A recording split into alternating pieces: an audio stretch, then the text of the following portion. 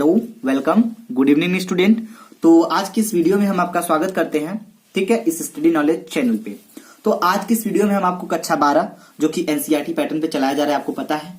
तो अनसॉल्व जो कि रसायन विज्ञान का है 2019 का सेट नंबर 3 का भाग नंबर 6 आज हम आपको बताने वाले हैं। इसके पहले हमने 1, 2, 3, 4, 5 तक पार्ट के वीडियो को अपलोड कर दिया है। अगर आप नहीं देखे हैं तो उसको देख लीजिएगा, उसका लिंक जो है डिस्क्रिप्शन बॉक्स में दे दिया गया है। तो आइए हम ज्यादा बात नहीं करते हैं और अपने वीडियो को स्टार्ट करते हैं, ठीक है। तो चलिए ध्यान दीजिएगा। तो आज का जो क्वेश्चन है, आज का ये जो क्वेश्चन है, इसके पहले हमने आपको ये सब क्वेश्चन हल करा दिया है। आज हम बताएंगे आपको क्वेश्चन नंबर 7वें का क, ठीक है। तो 7वें का क से हम बताना प्रारंभ करेंगे। तो आइए हम बात करेंगे पहले क्या होता है जब केवल रासायनिक समीकरण देना है। कोई ज्यादा फालतू बातें नहीं लिखना इसमें। तो केवल रासायनिक समीकरण कह रहा है तो उसको रासायनिक समीकरण ही केवल दीजिएगा, और ज्यादा आप उसमें चढ़ा बढ़ाकर लिखेंगे तो आपका नंबर उससे ज्यादा बढ़ेगा नहीं, ठीक है। क्योंकि क्वेश्चन जितना पूछा जाता है बस उतना ही आप करिए और ज्यादा करने की कोशिश मत करिएगा, वरना आपका टाइम फालतू का जाएगा और आपका जो नंबर है वो तो नंबर ही उतना ही रहेगा, बढ़ेगा तो है नहीं। चाहे 1 पन्ना लिख दें चाहे 10 पन्ना लिख दें, ठीक है। तो मतलब रिएक्शन पूछा, केवल रासायनिक समीकरण दीजिए। तो आइए पहला है आपका, इसमें बोला जा रहा है कि सल्फर ट्राई ऑक्साइड को सांद्र H2SO में प्रवाहित करते हैं। तो सल्फर ट्राई ऑक्साइड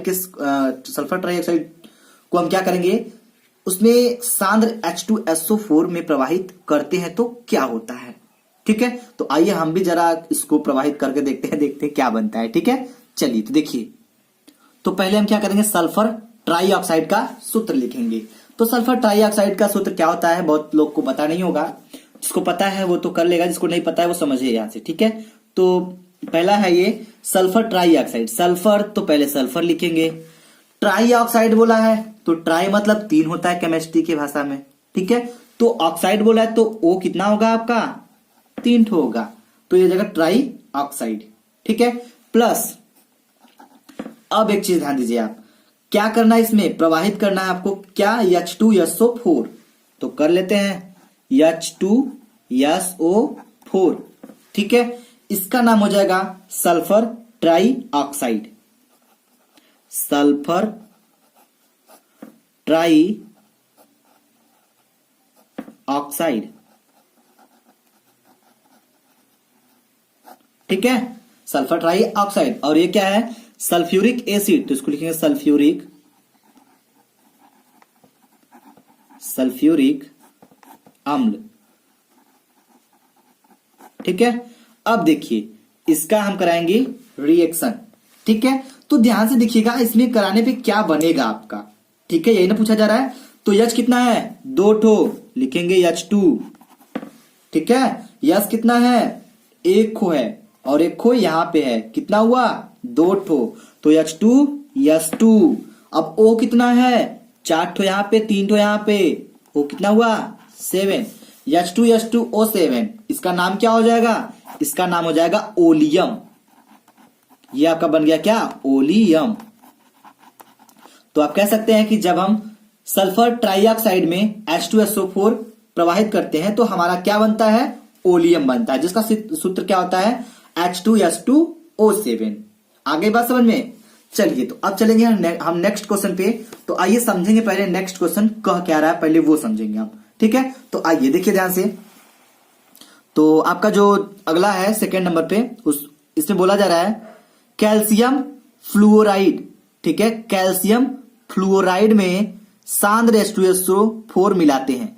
तो कैल्शियम फ्लूओराइड का सूत्र आपको पहले पता नहीं होगा, ठीक है। बहुत सारे ऐसे बच्चे होंगे जिनको पता नहीं होगा। तो पहले हम इसका सूत्र लिखेंगे और आपको समझाएंगे कि देखिए कैल्शियम फ्लूओराइड यही होता है। उसके बाद H2SO4 में मिलाएंगे तो देखिए क्या बनता है, ठीक है। जैसे होता है ना, चावल और दाल मिलाते हैं तो खिचड़ी बन जाती है आपकी, तो ठीक वैसे ही हम इसमें मिलाएंगे, देखिए अब क्या बनता है, ठीक है। चलिए तो दिखाते हैं आपको। तो पहले हम समझेंगे कैल्शियम फ्लूओराइड का सूत्र क्या होता है, राइट। तो देखिए कैल्शियम फ्लूओराइड, कैल्शियम बोल रहा है तो जाहिर सी बात है पहले कैल्शियम होगा। अब पूछ रहा है फ्लूओराइड तो F2, CaF2, ये आपका हो जाएगा कैल्शियम फ्लूओराइड। तो आइए लिख लेते हैं। तो ये हो गया आपका कैल्शियम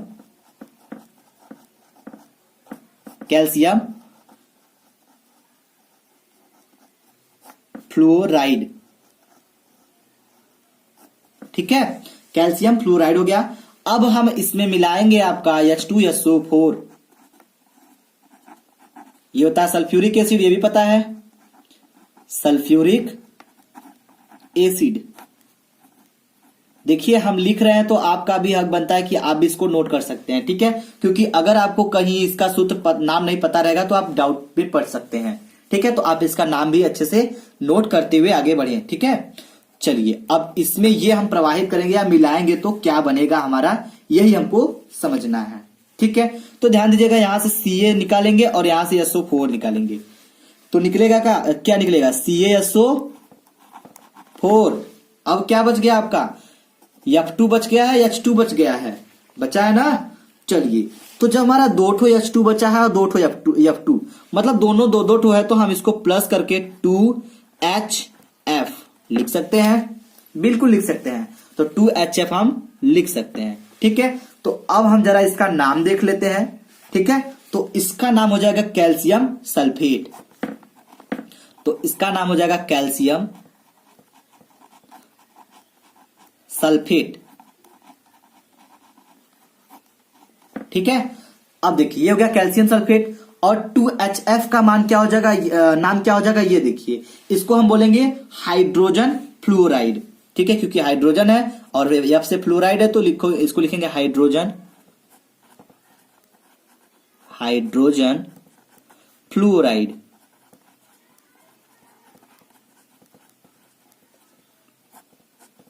ठीक हो गया, हाइड्रोजन फ्लोराइड। अब आइए देखते हैं नेक्स्ट क्वेश्चन में क्या कर रहा है, ये समझेंगे हम लोग। ठीक है, चलिए तो देखिए, तो आपका जो नेक्स्ट क्वेश्चन है इसमें बोला जा रहा है, यही क्वेश्चन है, देखिए, तो तीसरे में बोला जा रहा है क्लोरीन को फ्लोरीन। ठीक है, क्या होता है जब क्लोरीन को फ्लोरीन के साथ 437 केल्विन ताप पर गर्म करते हैं। ठीक है, किस पे गर्म करेंगे, 437 पे। आ रही बात समझ में। तो चलिए हम क्लोरीन को गर्म करेंगे अब किस पे, फ्लोरीन पे। ठीक है ना, चलिए तो समझिए, आइए इसको करके देखते हैं। तो पहले हम तीसरे में क्लोरीन का सूत्र लिख लेते हैं। तो क्लोरीन का सूत्र होता है Cl2। ठीक है, Cl2 होता है, इसका नाम हो जाएगा क्लोरीन। अब देखिए, अब इसमें बोला जा रहा था, क्या बोला जा रहा था कि क्लोरीन में, ठीक है, फ्लोरीन के साथ कितने टेम्परेचर पे, 437 केल्विन पर गर्म करते हैं। तो क्लोरीन तो ले लिए हैं, अब फ्लोरीन भी ले लेते हैं। ठीक है, तो देखिए फ्लोरीन का नाम फ्लोरीन लेंगे तो कितना लेंगे, ये ले लेंगे हम F2 और इसका हम लेंगे 5 मात्रा।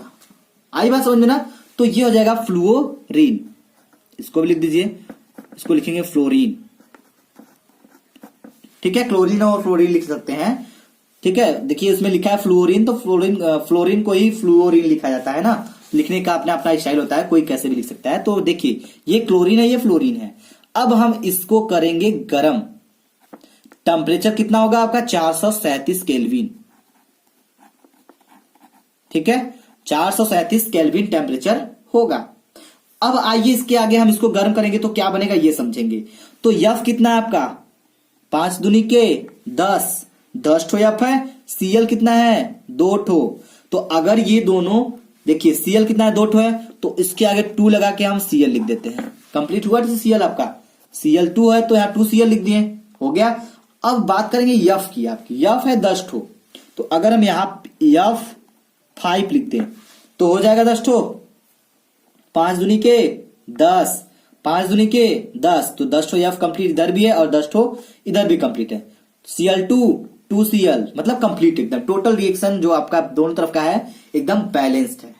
ठीक है, चलिए तो हमें उम्मीद है कि ये रिएक्शन आपको समझ में आ गया होगा अच्छे से। चलिए तो नेक्स्ट क्वेश्चन एक और देखते हैं क्या है, आइए उसको समझेंगे हम। तो देखिए, तो जो अगला नेक्स्ट क्वेश्चन है बहुत ही सिंपल है, इसको आप कर सकते हैं, ये आपके लिए हम छोड़ेंगे क्योंकि इसमें बोला जा रहा है क्लोरीन को फ्लोरीन के साथ 573 केल्विन पर गर्म करते हैं। देखिए अभी हमने जस्ट ऊपर वाले रिएक्शन बताया, सेम वैसे ही टेम्परेचर आपको चेंज करना है। ठीक है, तो आप कर लेंगे अपने से। आइए आगे देखते हैं 5वां क्वेश्चन। तो 5वें क्वेश्चन की बात करें तो इसमें बोला जा रहा है XeF4 तथा O2F2 को 143 केल्विन ताप पर अभिक्रिय कराते हैं। ठीक है, तो आइए हम इसको करा के दिखाते हैं। ठीक है, चलिए तो देखिए समझिए 55 वाला रिएक्शन है। तो हम क्या करेंगे, पहले इसमें हम कराएंगे रिएक्शन। कैसे कराएंगे, पहले हम लिखेंगे XeF4 जो आपको क्वेश्चन में दिया गया था।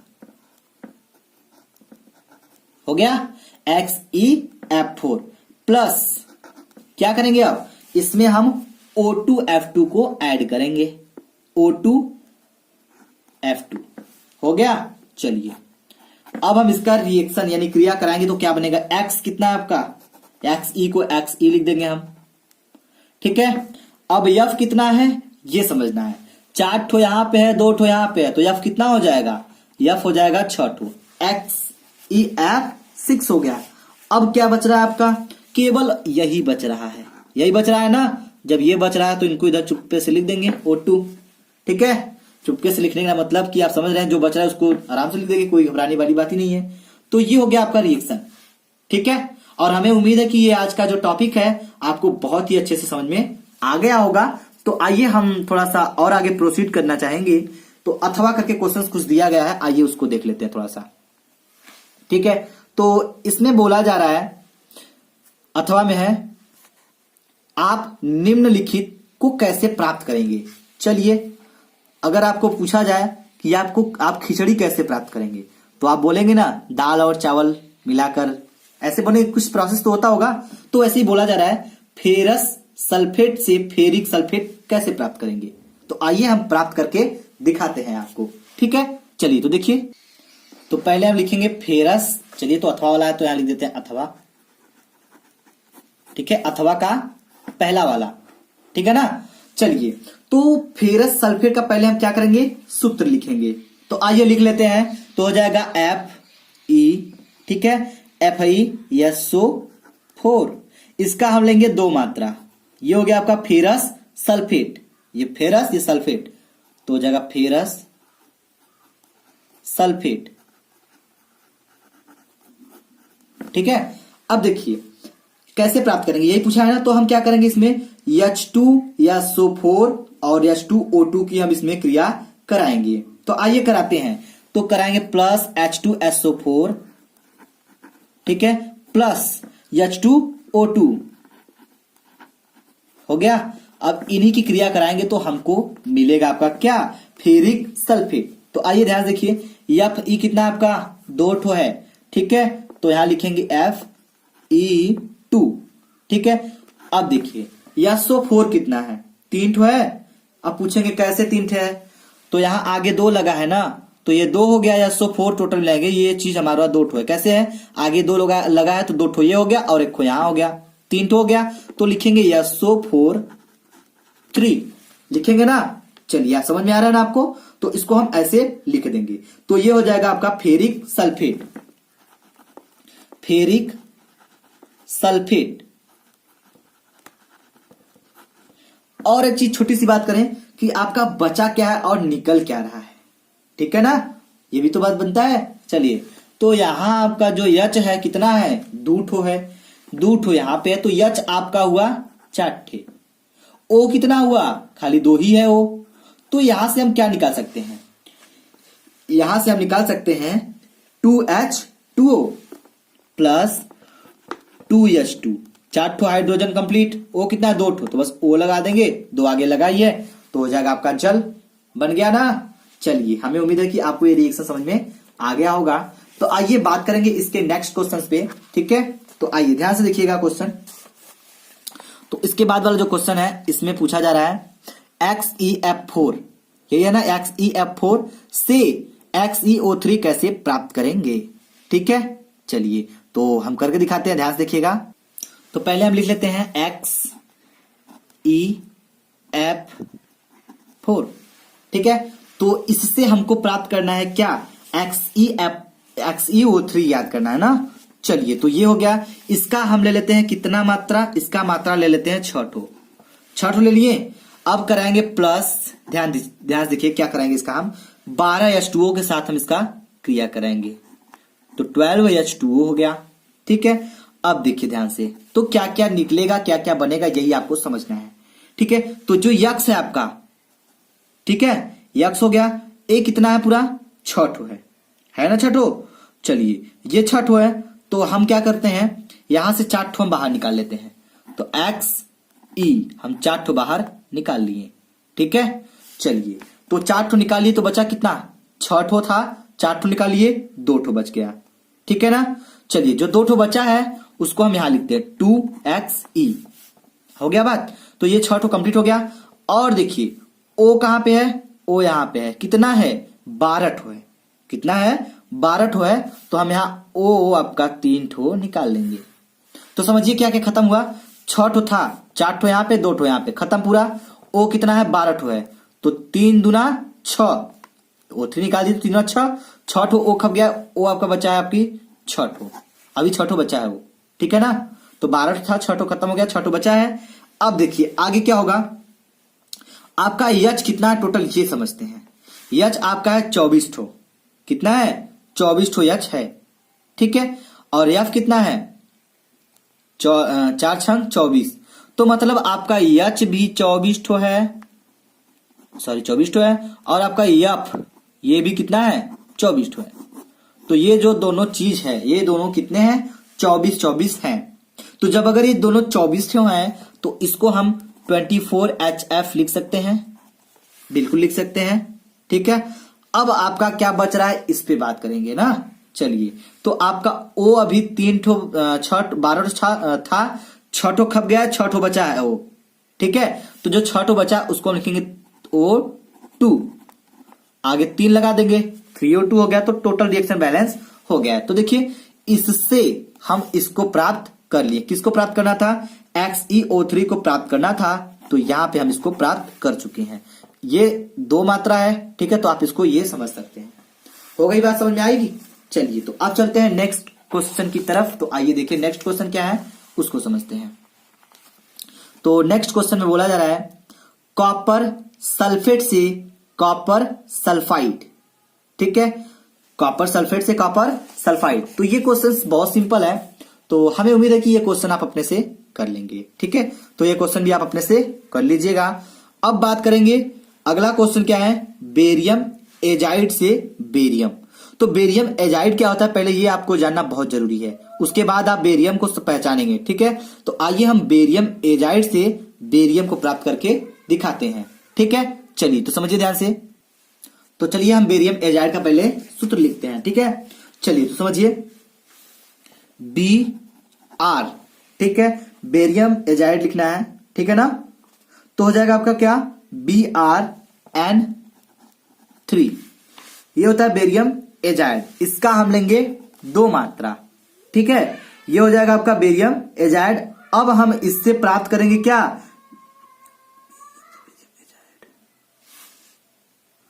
अब इस बेरियम एजाइड को हम क्या करेंगे, ये सॉलिड है। ठीक है, चलिए अब हम इसको डिस्ट्रेट करेंगे, तो टूटेगा तो क्या बनेगा।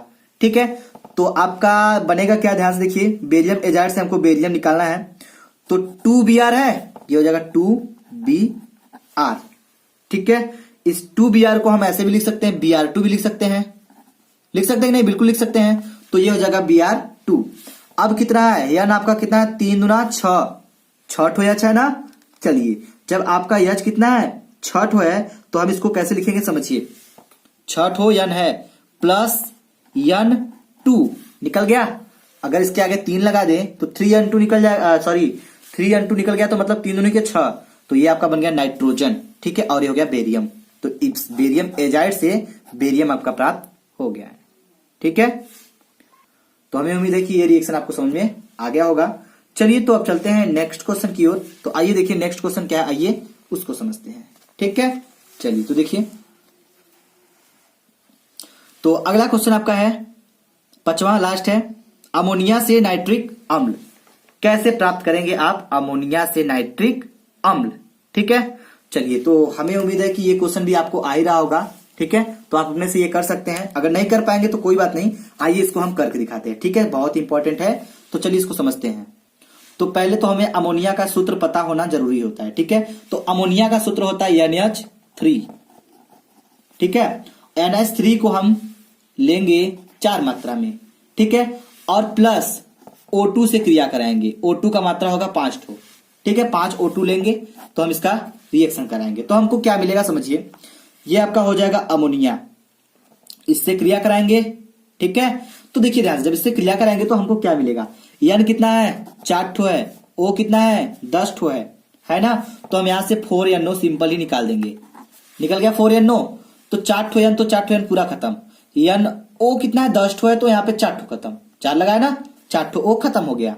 बचा कितना है O अभी आपका बचा है 6 ठो, ठीक है। जो 6 ठो O बचा है, और H कितना बचा है 4 तिहाई 12 ठो आपका बचा है H, और O कितना बचा है, O बचा है आपका कितना 4 ठो बचा है।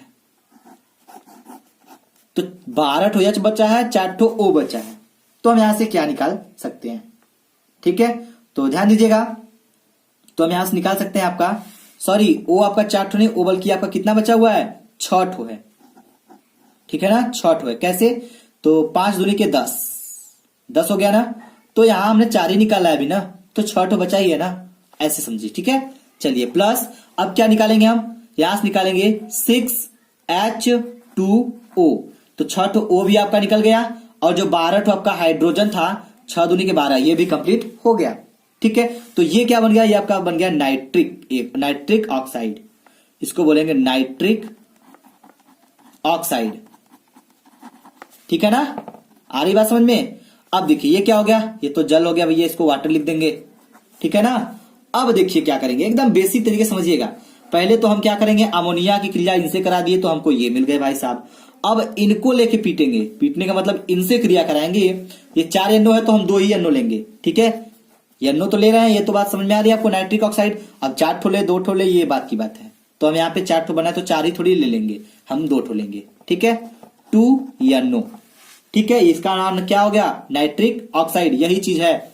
अब इसकी क्रिया हम फिर O2 से कराएंगे, ठीक है। O2 से कराएंगे तो क्या बनेगा ये समझिए। तो N कितना आपका 2 ठो है ना, तो हो जाएगा 2NO2। ध्यान देखिएगा कितना आपका O कितना है 2 यहां पे है, 2 यहां पे, 4 ठो हो गया, N 2 ठो, तो मतलब ये आपका बन गया 2NO2। इसको बोलेंगे नाइट्रोजन डाइऑक्साइड, नाइट्रोजन डाइऑक्साइड, ठीक है, डाइऑक्साइड। आगे बात समझ में। NO 2NO की क्रिया O2 से कराए तो 2NO2 बन गया। अब क्या करेंगे ये समझिएगा, इसी 2NO2 की क्रिया हम एक बार जल से करा देंगे और हमको मिल जाएगा। तो अमोनिया से शुरू किए हैं, ठीक है, एसिड, बात आ रही समझ में ना। चलिए तो अब हम इसको लेंगे 2NO2 हो गया ना। अब इसकी क्रिया हम करा देंगे जल से, तो आइए जल से कराते हैं, प्लस H2O। अब जल से करा देंगे तो क्या बनेगा, ध्यान से देखिएगा, NO2, तो N कितना है आपका 2 ठो है, आधी बात समझ में, 2 ठो N है।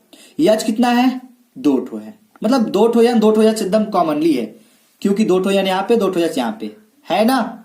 चलिए अब देखिए हम इनको कैसे तोड़ते हैं।